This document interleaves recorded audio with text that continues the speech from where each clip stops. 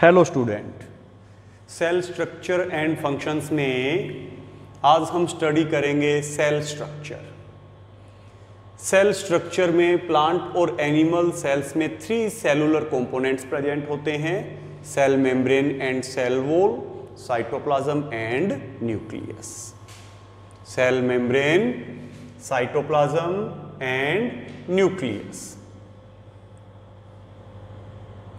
Cell membrane, outer living envelope of cell. Animal cell में ये outer line जो है वो सेल मेम्ब्रेन को शो करेगी। ये सेल में controlling centre nucleus, cell membrane और न्यूक्लियस के बीच का सारा मटेरियल साइटोप्लाज्म। प्लांट सेल में सेल मेम्ब्रेन, इसके अराउंड सेल वॉल, फिर न्यूक्लियस, सेल मेम्ब्रेन और न्यूक्लियस के बीच क्या है? साइटोप्लाज्म।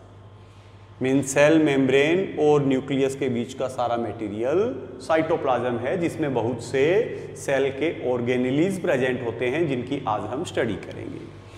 इससे पीछे की क्लास में हम cell membrane, functions of cell membrane कर चुके हैं। हम cell wall and functions of cell wall भी कर चुके हैं। Cell wall and functions of cell wall हमने साइटोप्लाज्म भी किया था। सेल मेम्ब्रेन और न्यूक्लियस के बीच में क्या प्रेजेंट होगा? साइटोप्लाज्म प्रेजेंट होगा। एक जेली लाइक फ्लूइड है और इसमें बहुत से ऑर्गेनेलीज प्रेजेंट होते हैं जो अलग अलग लाइफ फंक्शंस को परफॉर्म करते हैं। कौन कौन से ऑर्गेनेलीज है जिनको इस चैप्टर में हम स्टडी करेंगे? माइटोकॉन्ड्रिया, प्लास्टिड जो सिर्फ प्लांट सेल में प्रेजेंट है, ER means endoplasmic reticulum, ribosome, lysosome, vacuole, Golgi body and centrosome जो सिर्फ एनिमल सेल में प्रेजेंट है। तो आज हम इन्हीं ऑर्गेनेलीज में कुछ ऑर्गेनेलीज की स्टडी करेंगे। एंडोप्लाज्मिक रेटिकुलम, एंडोप्लाज्मिक रेटिकुलम ये बिल्कुल फाइन ट्यूब जैसी स्ट्रक्चर्स है। छोटी ट्यूब है तो हम उनको ट्यूब्यूल कह सकते हैं। फाइन ट्यूब्यूल लाइक स्ट्रक्चर है जो कहाँ प्रेजेंट होगी? जो न्यूक्लियस में, जो न्यूक्लियर मेम्ब्रेन है वहां से लेकर सेल मेम्ब्रेन तक। न्यूक्लियस में न्यूक्लियर मेम्ब्रेन से लेकर और सेल मेम्ब्रेन के बीच बिल्कुल पतली ट्यूब लाइक स्ट्रक्चर्स है endoplasmic reticulum, ER। They form a link between the cell cytoplasm and the nuclear membrane. ये सेल के साइटोप्लाज्म और न्यूक्लियर मेम्ब्रेन के बीच में एक लिंक बनाते हैं। इनका फंक्शन क्या है? They help in the transportation of substances from one region to the other. ये सेल में एक रीजन से, एक पार्ट से अदर पार्ट में सब्सटेंसेस के ट्रांसपोर्टेशन में हेल्पफुल है। सब्सटेंसेस का सेल के एक पार्ट से अदर पार्ट्स में ये ट्रांसपोर्टेशन करते हैं। कहाँ प्रेजेंट होंगे? न्यूक्लियर मेम्ब्रेन से लेकर और सेल मेम्ब्रेन तक ये एक्सटेंड होते हैं। बिल्कुल पतली tubule mean small tube like structure है। ये यहाँ पे स्ट्रक्चर दे रखी है endoplasmic reticulum.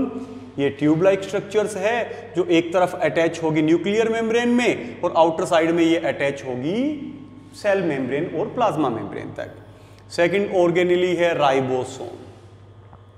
They are small granules found freely in cytoplasm or are bound to endoplasmic reticulum। ये बिल्कुल छोटे छोटे ग्रेन्यूल जैसी स्ट्रक्चर्स है जो या तो साइटोप्लाज्म में फ्रीली प्रेजेंट होगी, अदरवाइज ये एंडोप्लाज्मिक रेटिकुलम के साथ में ये डॉट के फॉर्म में, ब्लैक डॉट के फॉर्म में जो शो किया गया है वो राइबोसोम। तो ये सेल्स में 2 फॉर्म में प्रेजेंट हो सकते हैं। या तो साइटोप्लाज्म में फ्रीली प्रेजेंट होंगे, जो साइटोप्लाज्म है उसमें फ्रीली प्रेजेंट होंगे, अदरवाइज ये जो एंडोप्लाज्मिक रेटिकुलम है उसके साथ में क्या होंगे? अटैच्ड होंगे, बाउंड होंगे। फंक्शन क्या है? Ribosomes are sites of protein synthesis. Ribosomes जो है ऐसे ऑर्गेनेलीज है जहां पे प्रोटीन का सिंथेसिस होता है, जहां पे प्रोटीन बनते हैं। ठीक है, इसीलिए इसको हम क्या कह सकते हैं? Protein factories of cell. तो हमारा क्वेश्चन हो कि सेल का कौन सा ऑर्गेनेलीज जो है उसे हम प्रोटीन फैक्ट्री कहेंगे, तो वो ऑर्गेनेली कौन सा होगा? राइबोसोम होगा, क्योंकि राइबोसोम्स वो ऑर्गेनेली है जहां पे प्रोटीन का सिंथेसिस होता है। क्वेश्चन हो कि राइबोसोम्स कहां प्रेजेंट होंगे, तो ये साइटोप्लाज्म में फ्रीली भी प्रेजेंट होंगे और एंडोप्लाज्मिक रेटिकुलम के साथ में चिपके हुए भी होंगे। क्लियर है? Ribosome protein factory of the cell. Next organelle कौन सा है? Lysosome. Lysosome are organelle that contain digestive enzyme. Lysosome ऐसे ऑर्गेनेली है कि उनमें डाइजेस्टिव एंजाइम प्रेजेंट है। लाइसोसोम्स में जो एक फ्लूइड होगा उसमें डाइजेस्टिव एंजाइम प्रेजेंट होंगे। किसको डाइजेस्ट करेंगे लाइसोसोम के enzyme? They digest excess of worn out organelles, food particles, viruses और बैक्टीरिया। ये जो भी ऑर्गेनेली हमारे डेड हो चुके हैं, सेल में जो लिविंग स्ट्रक्चर है ना ऑर्गेनेली, जो ऑर्गेनेली डेड हो चुकी है, जो फूड पार्टिकल्स है, जो वायरस और बैक्टीरिया है, उनको ये डाइजेस्ट करते हैं। इसीलिए इनको हम क्या कहेंगे? सुसाइडल बैग्स और सुसाइडल सैक्स। ये हमारे सेल के सुसाइडल बैग है। सुसाइडल बैग तो इन्हें इसलिए कहते हैं क्योंकि कई बार लाइसोसोम्स की मेम्ब्रेन फट जाती है, रप्चर हो जाती है और अंदर से ये डाइजेस्टिव एंजाइम्स निकलकर जो लिविंग ऑर्गेनेली है उनको भी डाइजेस्ट कर देते हैं, इसीलिए इसे सुसाइडल बैग कहते हैं। अदरवाइज नॉर्मल इनका फंक्शन क्या है? इनमें डाइजेस्टिव एंजाइम्स प्रेजेंट होते हैं, जो डेड ऑर्गेनेलीज है, जो बैक्टीरिया है, वायरस है, जो फूड पार्टिकल्स है, उनको ये डाइजेस्ट कहते हैं।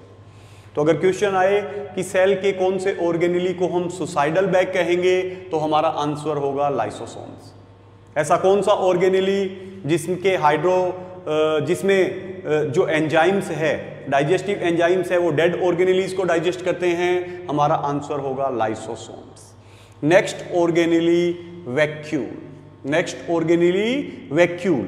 Vacuoles are cavities filled with a fluid called cell cell. ये भी छोटी छोटी क्या है कि कैविटीज या छोटे छोटे हम कह सकते हैं बैलून लाइक स्ट्रक्चर्स है, जिनमें क्या भरा हुआ है? एक फ्लूइड भरा है। इन वैक्यूल्स में फिल्ड इस फ्लूइड का नेम होगा सेल सेप। तो ये क्वेश्चन आए कि सेल सेप जो है वो किस में फिल है, तो किस में होगा? वैक्यूल्स में होगा। Vacuoles are bigger in size and more in number in plants than in animals. अब वैक्यूल्स अगर हम कंपैरिजन करें प्लांट और एनिमल सेल में, तो एनिमल सेल के कंपैरेटिवली प्लांट सेल में वैक्यूल्स ज्यादा नंबर्स में है और साइज भी उनका क्या है? लार्ज है। एनिमल सेल के कंपैरेटिवली प्लांट सेल में ज्यादा वैक्यूल्स प्रेजेंट है और साइज में भी क्या है? लार्ज है। ठीक है, where they are less in numbers and smaller in size in animal cell. Animal cell में ये नंबर्स में भी कम होंगे और साइज में भी स्मॉल होंगे। अब इस वैक्यूल में कौन सा फ्लूइड भरा है? Cell sap. The cell sap contains water and dissolved substances such as sugar and salt. अब सेल सेप किसका बना है? सेल सेप में वाटर है और वाटर में डिजोल्व्ड सुगर और साल्ट जैसे सब्सटेंसेस है। क्या है इस सेल सेप में? वाटर और वाटर में डिजोल्व्ड सुगर और salt. The cell sap keeps the cell firm by absorbing water. In other words, it keep the cell in turgid state. ये सेल को क्या करती है? टर्जिड स्टेट में। टर्जिड स्टेट क्या होगा कि जब सेल्स के अंदर, सेल्स की वैक्यूल्स में जब वाटर फिल होगा तो वो सेल्स जो है वो टाइट होगी। ठीक है, इसी टाइट कंडीशन वाली सेल को हम कहेंगे टर्जिड। तो ये सेल को टर्जिड, टाइट बना के रखती है।